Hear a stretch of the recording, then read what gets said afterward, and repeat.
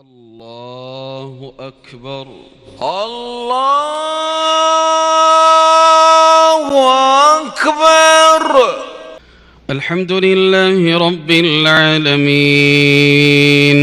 الرحمن الرحيم مالك يوم الدين إياك نعبد وإياك نستعين اهدنا الصراط المستقيم صراط الذين أنعمت عليهم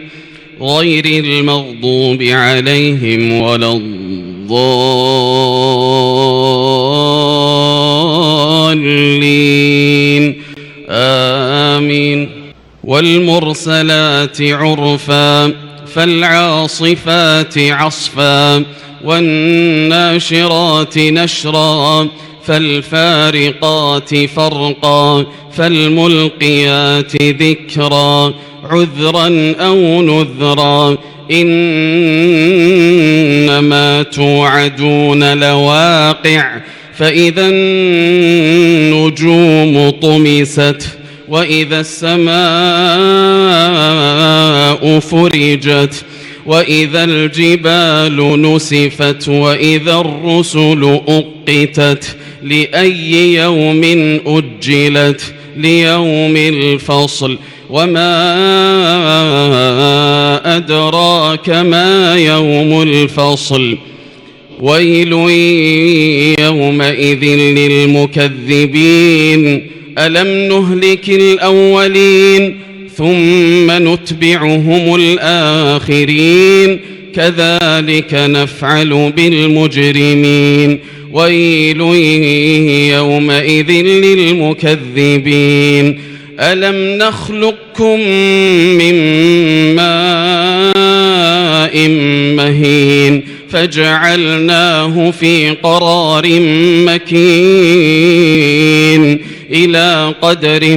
معلوم فقدرنا فنعم القادرون ويل يومئذ للمكذبين ألم نجعل الأرض كفاتا أحياء وأمواتا وجعلنا فيها رواسي شامخات وأسقيناكم ماء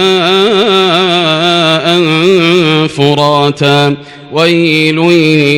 يومئذ للمكذبين انطلقوا إلى ما كنتم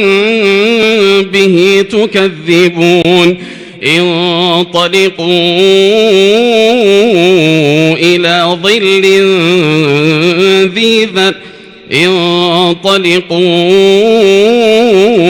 إلى ظل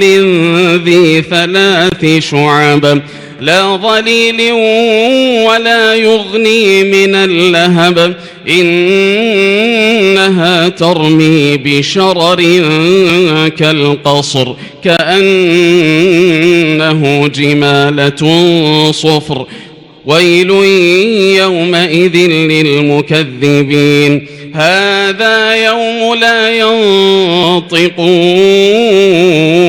ولا يؤذن لهم فيعتذرون ويل